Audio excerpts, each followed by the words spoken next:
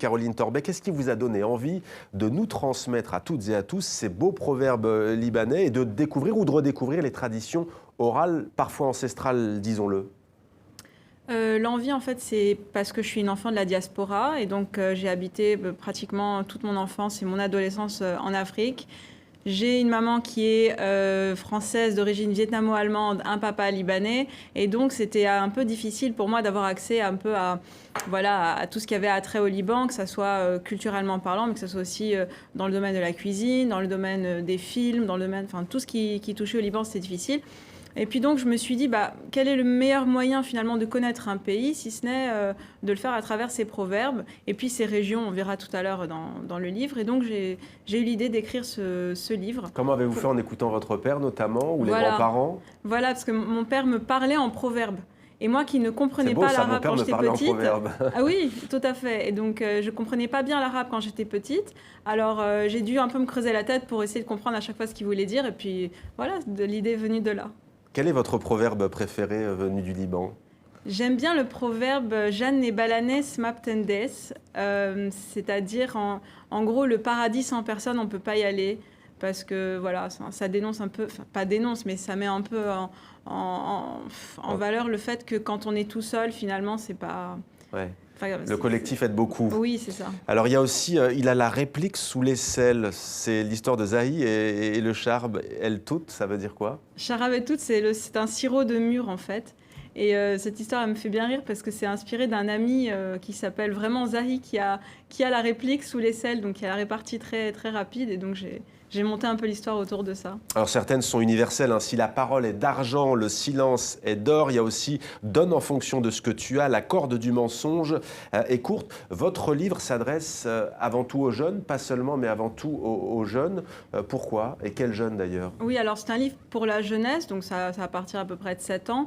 Mais c'est un livre aussi que je retrouve souvent en coffee book, en coffee table book, je ne sais pas comment on dit ça. Enfin, c'est un livre de salon, parce que c'est un livre en fait qui n'est... C'est vrai qu'il est destiné à la jeunesse, mais finalement les proverbes s'adressent à tout le monde. À toute la famille. Et puis les histoires, c'est plus des histoires qui mettent en valeur le pourquoi on dit ça, et non pas d'où vient le proverbe ou bien l'étymologie. C'est pas du tout en format dictionnaire, c'est vraiment une histoire qui est racontée pour expliquer pourquoi on dit par exemple que Habl el-Kezeb Asir, donc que la corde du mensonge est courte. Ouais. Alors vous dites, il y a quand même une dimension géographique, je vais le montrer, peut-être qu'on va le voir. Il y a la carte du Liban. Chaque histoire nous provient d'une des régions du Liban. Pourquoi avez-vous fait ce pari? Oui, exactement, parce qu'en fait le livre a 3 dimensions. Donc il y a la dimension des proverbes, donc de connaître les proverbes du Liban. Et chaque histoire se passe dans une région du Liban et chaque région est représentée sur cette carte que vous venez de montrer, afin que l'enfant puisse aussi repérer la géographie libanaise à travers ces histoires et les personnages. Il y a la vallée de la Bekaa, il y a notamment Baalbek, il y a Beyrouth bien entendu, Nabatiyé, le sud et le nord de votre pays, le Liban. Dont je suis originaire en plus. Alors vous dites aussi qu'il s'adresse aux jeunes hybrides. C'est quoi un hybride? Un hybride, c'est les gens que j'appelle des hybrides, c'est des gens un peu comme moi, c'est-à-dire qui ont une moitié quelque chose et une moitié autre chose. Donc mélangé un père libanais avec une maman d'un autre pays. Voilà, ou bien mélangé avec un quart de quelque chose. Enfin, c'est des gens qui sont un peu mélangés. Et ça s'adresse aux gens hybrides, surtout parce que c'est ceux qui ont le plus besoin finalement de se rattacher à des racines, que ce soit d'un côté ou de l'autre. Quand on est un enfant hybride, on a tendance à être un peu parfois perdu parce qu'on ne sait pas de quel côté on a besoin, on a envie d'être. Et donc c'est pour donner un support en fait pour se rattacher aux racines. Alors vous êtes allé au lycée au Cameroun, vous avez ensuite étudié aussi à Beyrouth, au Liban. Vous êtes une jeune femme monde et ce qui revient souvent chez vous, c'est aussi l'amour de la francophonie. Vous dites qu'il est important de l'implanter dans le monde arabe. On sait qu'au Liban, elle est très présente. C'est un pays francophone et francophile. Pourquoi est-ce important selon vous ? C'est très important parce que pour moi, la francophonie, c'est vraiment... Et la langue française, c'est une langue de cohésion. C'est une langue qui permet de rassembler les cultures et qui permet de rassembler surtout les peuples. Et le fait d'intégrer et de réintégrer cette langue, surtout dans...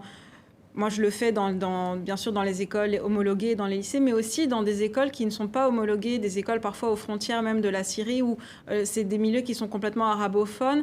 C'est des gens qui ont souvent des conditions de vie assez difficiles, des enfants qui n'ont pas l'habitude de sortir de leur cadre de vie, qui n'ont pas l'habitude de rencontrer des gens vraiment avec comment dire, qui parlent vraiment un français tout à fait...